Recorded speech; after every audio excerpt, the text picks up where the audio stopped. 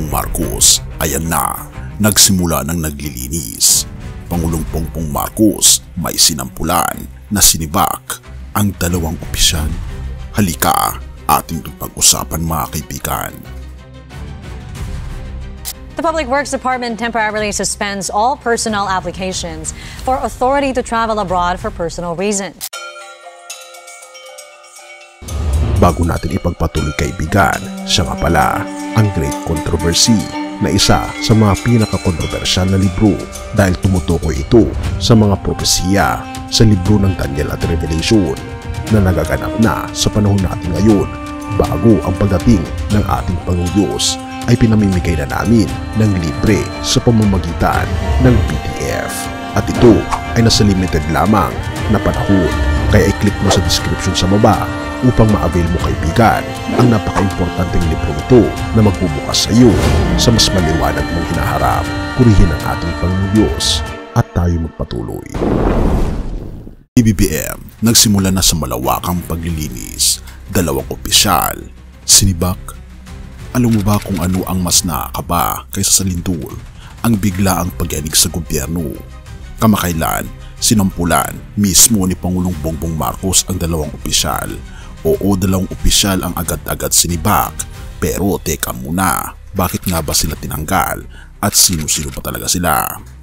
Bago natin pag-usapan yan, ito ang malaking pasabog.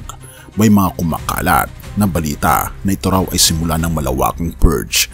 Kung iniisip mong maliit lang ito, nagkakamali ka. Dahil ayon sa mga report, hindi lang ang mga opisyal ng DPWH ang kasama rito, pati contractors, congressmen at ilang tao mismo sa Malacanang. Therefore, hindi lang simpleng sipakan ang nangyayari, ito ay malawakang paglilinis at may direktang utos mula sa Pangulo. Dito pumapasok ang DPWH move. Ngayon pansamantala raw sinususpindi ang lahat ng Foreign Travel Authority ng DPWH officials na may personal na lakad abroad. Bakit? Simple lang, iniimbestigahan sila. Pero hindi ba't kakaiba na biglang lahat ay hindi pwedeng umalis? Ito ba'y para hindi makatakas? O baka naman para makita kung sino ang may tinatagong sikreto? At ang tanong, sino ang mga sinibak? Dalawa ang tinanggal sa Malacanang ayon sa balita. Isa, Chief of Staff ng isang makapangyarihang kongresista. Isa pa, tao mula sa opisina ng isang senior lawmaker. At alam mo ba ang dahilan? Komisyon, kickback, lagay. May mga kontraktor raw na napipilitang magbigay ng 20-30% na malalaking proyekto, habang sa mga soft projects gaya ng ayuda, 10-15% naman ang nawawala. Therefore, hindi lang ito usapin ng maliliit na lagay, ito ay malakihang operasyon ng pangungurakot. Ang tanong, totoo ba ito? Ang lifestyle check, isang kondo sa halagang 35 milyong piso, isang bahay sa Cebu na 45 milyong piso, at madalas na biyahe abroad. Kung ikaw ba'y simpleng empleyado lang ng gobyerno, kaya mo ba talaga ito? Pero ayon sa report, ito ang nakumpirma, kaya ang dalawa ay nasibak. At ito pa ang mas malalim na kwento. Hindi lang contractors ang nadadamay, pati mga mayor, congressman at senador. At kung hindi pa sapat iyon, mismong mga proyekto ng bayan ang nalulugi. Ghost projects, substandard materials, papel lang ang natatapos pero hindi ang kalsada. Therefore, malinaw, ang paglilinis na ito ay hindi lamang pasikat, ito'y seryosong pagbabago. Ang tanong, ngayon kung kaya ni Pangulong Bongbong Marcos na sibakin ang mga ito, ibig bang sabihin, tuloy-tuloy na hanggang sa pinakamataas na antas? Pero paano kung ang mas maraming malalaking pangalan ang sumabit? Kaya ba talagang bitawan ng Pangulo ang mga taong malapit sa kanya? Isang bagay ang malinaw, hindi na ito simpleng chismis, hindi na rin ito pangkaraniwang sibakan. Ito ay malaking laban kontra korupsyon, at kung dati iniisip mong walang mangyayari, ngayon ibang usapan na. Therefore, kung totoo ang sinimulan ni Pangulong Bongbong Marcos, ito na ang maaring pinakamalaking paglilinis sa kasaysayan ng gobyerno. Ano sa tingin mo? Tuloy-tuloy ba ito? O baka mauwi lang din sa wala gaya ng mga nakaraang pangako? Alam mo, habang binabalikan natin ang nangyayari ngayon, ang paglilinis sa katiwalian, binabanggit ng ating Panginoon Jesus sa Lucas 12 verses 2-3 Walang natatakpan na hindi mabubunyag at walang nililihim na hindi malalaman. Kaya't ang mga bagay na sinabi ninyo sa dilim ay maririnig sa liwanag at ang mga bumulong sa mga silid ay pagsisigawan sa mga bubungan.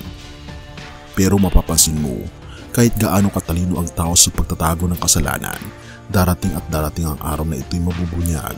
Therefore, ang tunay na paglilinis kaibigan ay hindi lang galing sa gobyerno, kundi mula sa ating Panginoon Hesus na siyang liwanag at katotohanan. Kaya kung ang mga tiwaling opisyal ay napapahiya sa harap ng tao, mas lalo silang mananagot sa harap ng ating Panginoon Diyos. At tayo man, imbes na tumingin lang sa mga kapalpakan ng iba, dapat natin itanong, malinis ba ang sarili kong puso sa harap ng Panginoon? Kaya kaibigan, oo, maganda na may leader na lumalaban sa katiwalian, pero higit sa lahat, ang ating Panginoon Hesus lang ang kayang magbigay ng ganap na paglilinis, hindi lang sa gobyerno, kundi sa ating mga puso. Purihin ang ating Panginoon Diyos at tayo manalangin. Ama naming Diyos na makapangyarihan sa lahat, tunay nga po Panginoong Diyos na kayo po ang aming Panginoon na siyang may kayang luminis ng aming mga puso.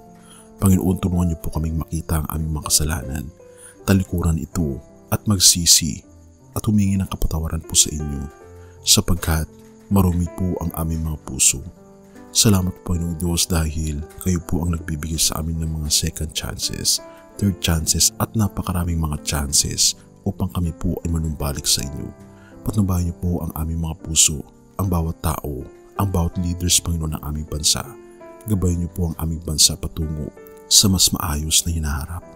Pinupuri po namin kayo at pinapasalamatan o aming Panginoon Diyos dahil naniniwala kami na sa iyo lamang kami may pag-asa ng tunay na pagbabago. Salamat po sa pag-ibig niyo po sa amin at patawarin po kami sa lahat ng aming mga pagkukulang at pagkakasala. At salamat po sa pagdinig ng aming mga panalangin, sapagkat ito po ang aming samot hiling sa matamis na pangalan ng aming Panginoon Hesus. Amen. Bago natin ipagpatuloy kaibigan, siya nga pala ang Great Controversy na isa sa mga pinaka-kontrobersyal na libro dahil tumutukoy ito sa mga propesiya sa libro ng Daniel at Revelation na nagaganap na sa panahon natin ngayon. Bago ang pagdating ng ating Panginoong Diyos ay pinamimigay na namin ng libre sa pamamagitan ng PDF. At ito ay nasa limited lamang na panahon.